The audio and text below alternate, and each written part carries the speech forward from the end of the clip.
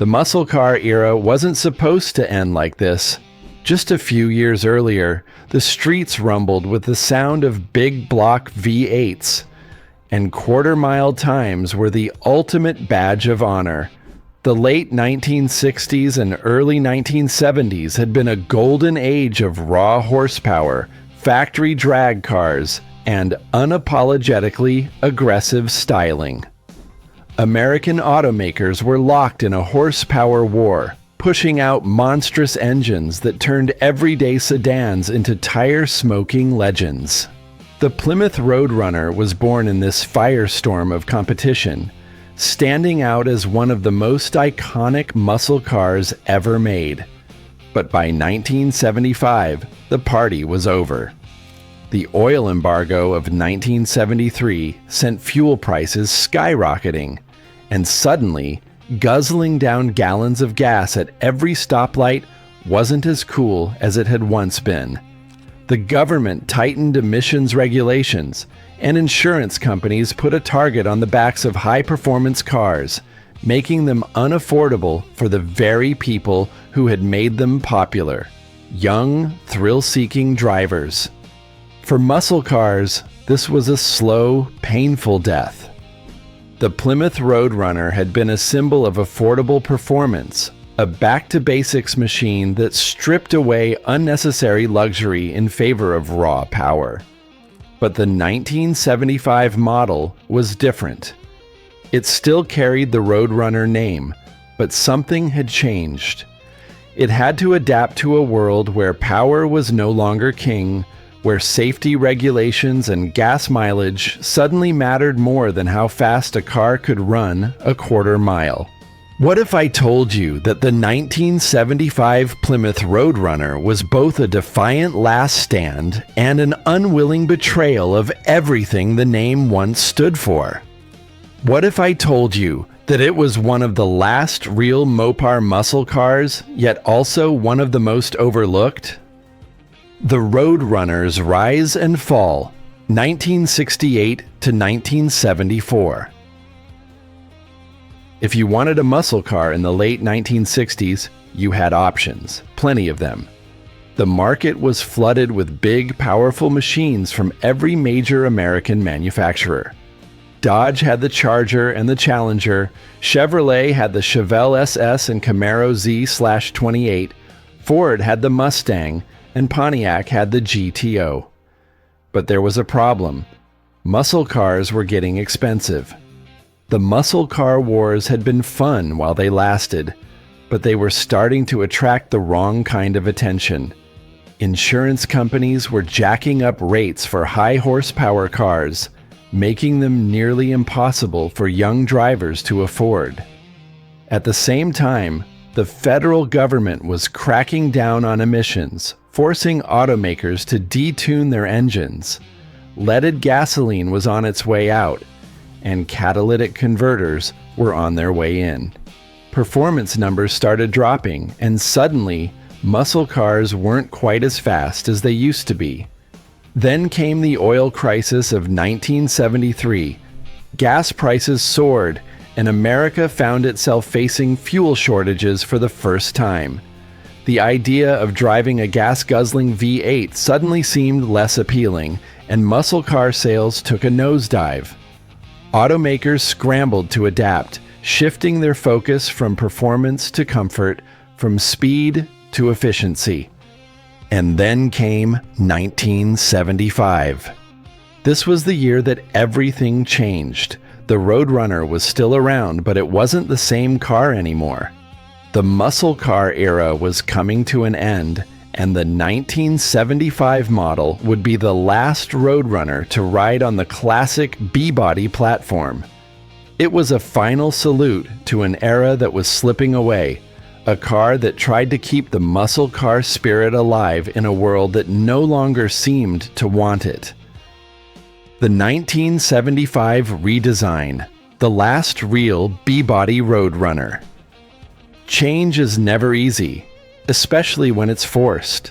The Plymouth Road Runner had spent years defining what a muscle car should be: raw, loud, and unapologetically powerful. But by 1975, it was fighting against forces it couldn't outrun. Stricter government regulations were suffocating high-performance engines, safety mandates were adding weight to already heavy cars, and insurance premiums were making muscle cars nearly impossible to afford. The Road Runner had to adapt. But in doing so, it became something different. For the 1975 model year, Plymouth made a controversial decision. The Road Runner was moved onto the Chrysler B-Body Fury chassis. This was no small change. Up until 1974, the Road Runner had been based on the Belvedere and Satellite, two cars that had a strong muscle car presence. But the Fury? That was a full-on luxury sedan in the eyes of most Mopar fans. By putting the Road Runner badge on a car that shared so much with the Fury, Plymouth sent a clear message. Performance was no longer the priority. The new design reflected this shift. Gone were the aggressive, unmistakable graphics of the early Road Runners. The sharp, muscular lines of the late 60s had been replaced with a softer, more subdued look. The wide stance was still there, but the visual cues that once screamed muscle car were toned down. There were no shaker hoods, no bold stripe kits, no menacing spoilers. Instead, the 1975 Road Runner looked, well, restrained. And that was part of the problem.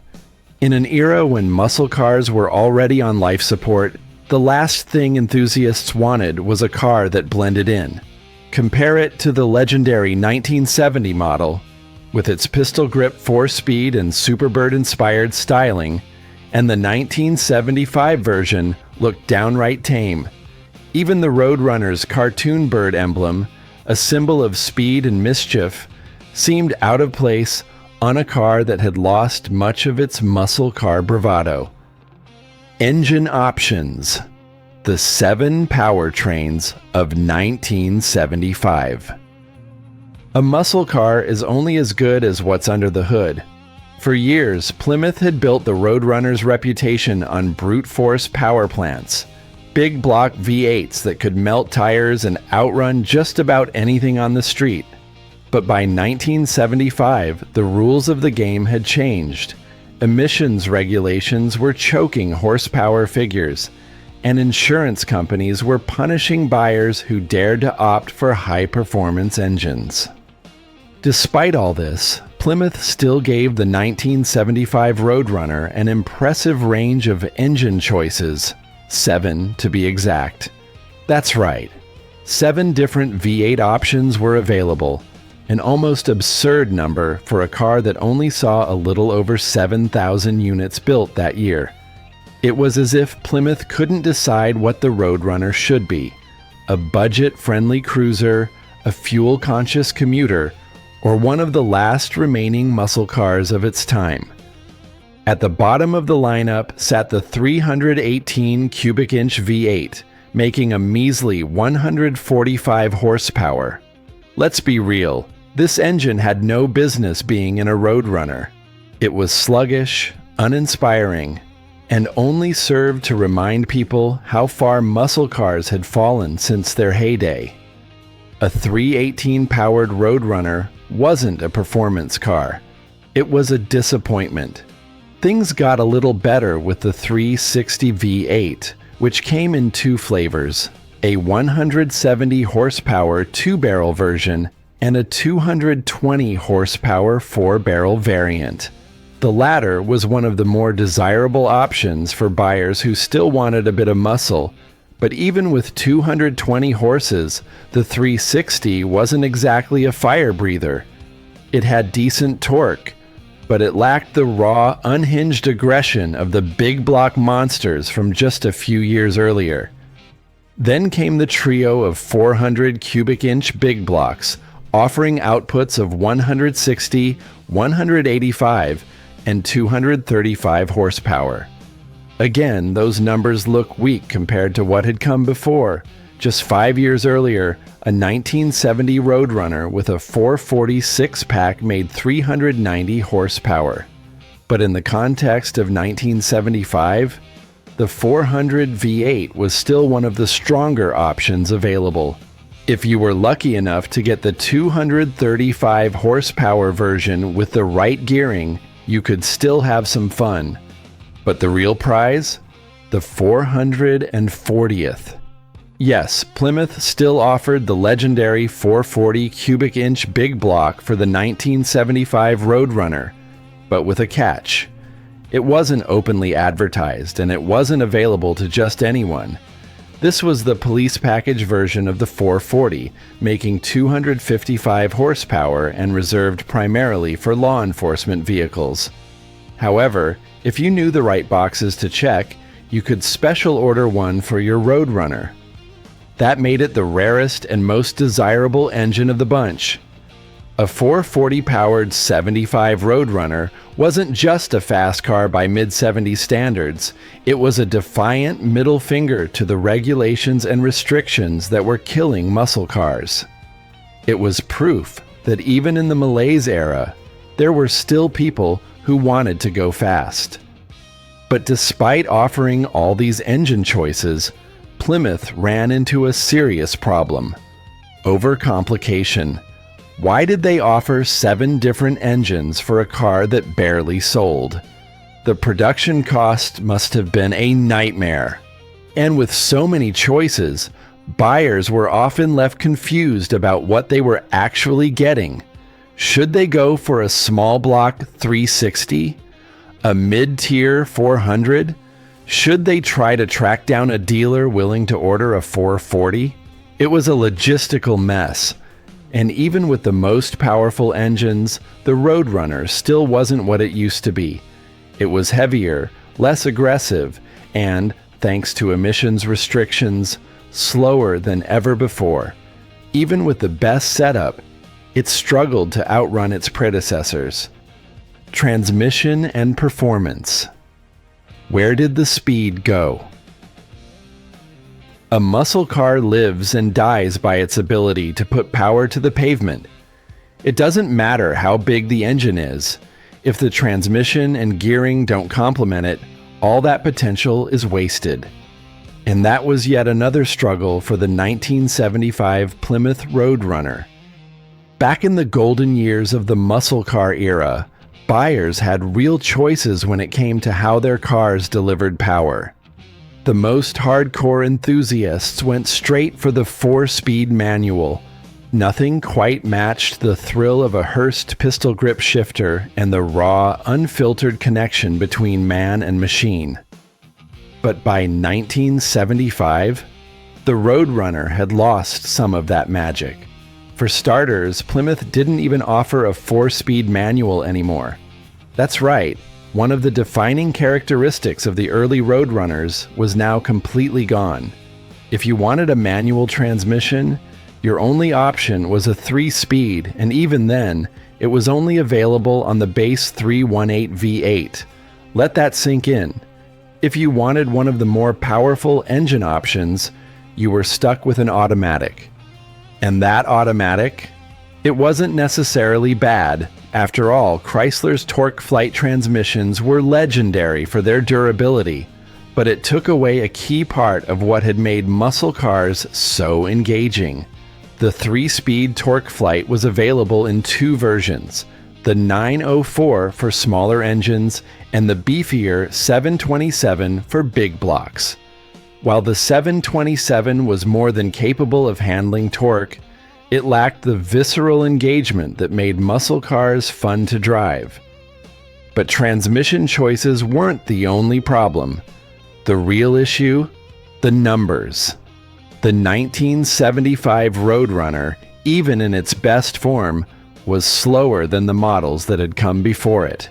The most powerful factory version, equipped with the 235 horsepower 400 V8, managed 0 to 60 miles per hour in about 8 seconds.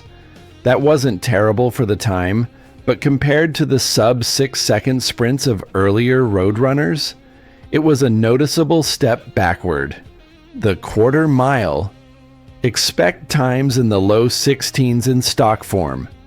Again, respectable for the era, but a far cry from the brutal high 13-second passes that a properly equipped 1970 Road Runner could achieve.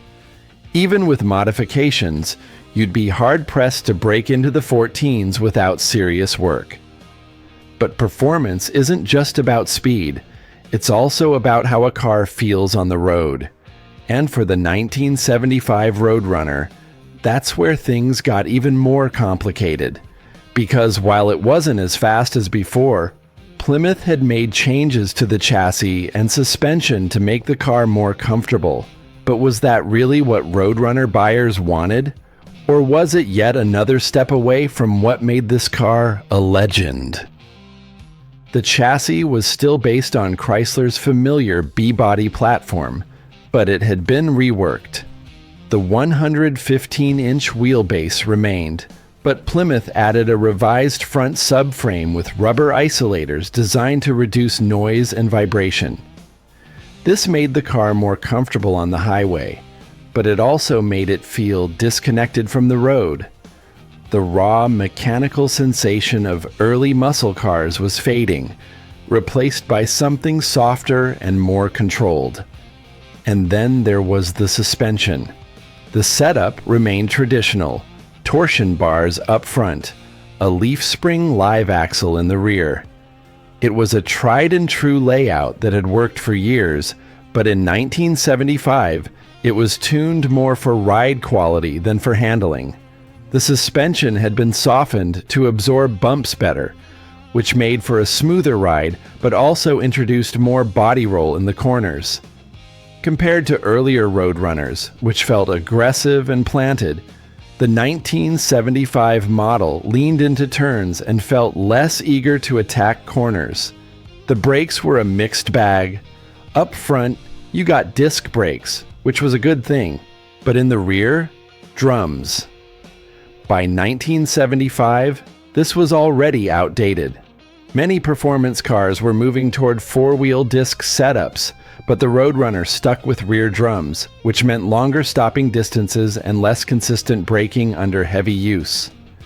Power brakes were an option, but they didn't change the fact that stopping a big, heavy B-body with rear drums wasn't exactly confidence-inspiring. The Road Runner's place in the Malaise Era. By 1975, muscle cars weren't just losing horsepower, they were losing their identity. The world that had once celebrated raw speed and thunderous V8s was now looking for something else. Gas prices had skyrocketed. Insurance companies had declared war on performance cars. The government was tightening the noose with emissions regulations, impact bumpers, and fuel economy standards. The muscle car dream that had dominated the late 60s and early 70s was crumbling. And the 1975 Plymouth Road Runner? It was caught right in the middle of it. The term Malaise Era is often used to describe the cars of the mid to late 1970s, and for good reason. Performance had taken a nosedive, and automakers were scrambling to adjust. The once proud muscle cars of the past were now shadows of their former selves. The Road Runner, once a tire-shredding street brawler, was trying to figure out where it fit in this new reality. For one, it wasn't alone in its struggles. Every classic muscle car was being forced to change. The Dodge Charger, growing larger and softer. The Chevrolet Chevelle SS, watered down and fading. The Pontiac GTO, dead by 1974. The Ford Mustang, shrinking into something that barely resembled a muscle car at all. The entire segment was collapsing under the weight of new rules and shifting consumer priorities. And here's where things got even worse: the rise of imports. In the early 70s, Japanese and European automakers were still an afterthought to most American performance enthusiasts. But as the decade went on, cars like the BMW 2002, the Datsun 240Z, and even early Toyota Celicas were starting to gain traction. They were smaller, lighter, and more efficient than their American counterparts. And in some cases, they were just as quick, if not quicker, than the detuned, emissions-choked muscle cars that Detroit was producing. Suddenly, people weren't just talking about quarter-mile times anymore. They were talking about handling, about fuel efficiency, about cars that were fun to drive, not just in a straight line, but on winding roads. The 1975 Road Runner was trying to hold on to its muscle car roots, but it was becoming clear that the world was moving in a different direction. It was too heavy to compete with the rising tide of nimble imports, but it wasn't refined enough to be a true luxury car. It was stuck in an awkward middle ground, not fast enough to be a real performance car, not luxurious enough to be a full-fledged personal coupe. And that identity crisis showed in how people responded to it. The 1975 Road Runner wasn't a massive sales success. Only 7,183 units were built, a fraction of what earlier models had sold. People who wanted a muscle car weren't drawn to it because it lacked the raw power of its predecessors. And people who wanted a comfortable cruiser had better options from Chrysler, Ford, and GM. The sad reality was that the Road Runner, like many other muscle cars of its time, was no longer a dominant force. It was a survivor, one of the last holdouts of an era that was slipping away. But while the 1975 Road Runner may not have been a sales juggernaut, that low production number made it something else, rare. And as time passed, cars that were once overlooked started becoming valuable. Today, the 1975 Road Runner isn't just a forgotten relic, it's a collector's item. But why? The 1976 shift. The Road Runner gets downsized. By 1976, it was clear that the muscle car era wasn't just fading, it was gone. The days of massive big block V8s, aggressive graphics, and tire-shredding torque were over. Regulations, insurance hikes, and the energy crisis had changed the rules of the game, and Chrysler knew it. If the Road Runner was going to survive, it had to become something entirely different. And so, in 1976, the Road Runner nameplate was pulled from its B-body roots and placed onto a new platform, the smaller, lighter, and more fuel-efficient F-body. Instead of sharing its DNA with full-sized muscle machines like the Plymouth Fury and Dodge Charger, the Road Runner was now built on the same platform as the Plymouth Volare. Let that sink in for a moment. The Road Runner, once one of the most fearsome muscle cars on the street, was now based on a compact car. This was a massive shift, and it signaled the end of the Road Runner's identity as a traditional muscle car. The big, menacing stance of the past was gone, replaced with a smaller, more practical frame. The aggressive styling cues that had made it an icon were softened even further. And perhaps, worst of all, the once mighty engine lineup had been gutted. Instead of offering high-performance big blocks, the 1976 Road Runner's engine options were a far cry from its former glory. Sure, the 360 and 400 cubic inch V8s were still available, but they were detuned even further thanks to stricter emissions regulations. The legendary 440? Gone. And with no Hemi in sight, the Road Runner had fully transitioned from a muscle car into something else entirely, a compact performance coupe. But here's the thing, the 1976 Road Runner wasn't a bad car. It was just different. It was a product of its time, built to meet the needs of an era where muscle cars were no longer the kings of the road. The smaller F-body platform made the car more nimble, and while it lacked the brute force power of its predecessors, it was still one of the sportier options available in Chrysler's lineup. Mopar muscle in the modern era, a legacy restored? The Road Runner name may have vanished after 1980, but Mopar's muscle car legacy? That was a different story. While the 1980s and 1990s saw American performance cars take a back seat to turbocharged imports and European sports sedans, the muscle car spirit never truly died. It just went dormant, waiting for the right moment to make a comeback. And when that moment came, Dodge was ready. Fast forward to the 2000s, and something incredible happened. The muscle car wasn't just making a comeback, it was returning with a vengeance. Dodge, Ford, and Chevrolet all started tapping into nostalgia, reviving classic nameplates with modern performance and technology. The reborn Dodge Charger and Challenger hit the streets with bold retro styling and serious horsepower, proving that the muscle car wasn't just a relic of the past. For Mopar fans, this was a dream come true. The arrival of the modern Challenger in 2008 was a clear signal that Dodge hadn't forgotten its roots. And when the Hellcat models hit the streets in 2015 with 707 horsepower under the hood, it was as if the 1970s had never ended. The muscle car was back. But here's the big question. Should Dodge bring back the Road Runner name? It's a debate that has divided Mopar enthusiasts for years. On one hand, the Road Runner was one of the most iconic muscle cars of all time, and seeing the name revived on a modern performance car would be a fitting tribute to its legacy.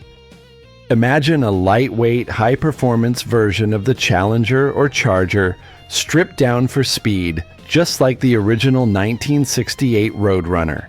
It could be Dodge's answer to the Camaro Z/28 or Mustang Mach-1, a no-frills street brawler built for pure performance. On the other hand, some argue that the Road Runner's time has passed. The world has changed, and the muscle car market isn't the same as it was in the 1960s and 70s. If Dodge were to bring back the Road Runner name, it would have to be done right. Not just as a special edition of an existing model, but as something truly unique. And then there's the reality of where the industry is heading. Electric performance cars are on the rise, and Dodge has already announced its plans for an electric Charger. Could a modern Road Runner exist in a world where gas-powered V8s are being phased out? Could Dodge build an all-electric Road Runner that still captures the spirit of the original?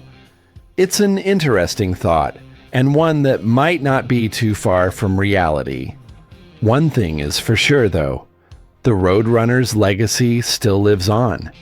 Even though the name hasn't been on a new car in over 4 decades, the spirit of the Road Runner is still alive in every modern Mopar muscle car. From the supercharged Hellcats to the naturally aspirated Scat Packs, Dodge has kept the muscle car dream alive longer than anyone expected. And maybe that's the real victory. Does the 1975 Road Runner deserve more recognition? Let's be honest, the 1975 Plymouth Road Runner has spent most of its life in the shadows. It's not the first car people think of when they hear the name Road Runner. It's not the car that graced posters on bedroom walls in the late 60s, and it certainly isn't the first choice for collectors hunting for classic Mopar muscle. Instead, it's been largely overlooked, dismissed as a victim of the Malaise Era, a car that never lived up to its legendary name. And now, we want to hear from you. Does the 1975 Road Runner deserve more respect? Should Mopar bring back the Road Runner name for a new generation? Let us know your thoughts in the comments below. And if you love classic muscle cars, make sure to like this video, subscribe to the channel, and check out our other deep dives into forgotten Mopar history. Because in the world of muscle cars, No legend ever truly dies.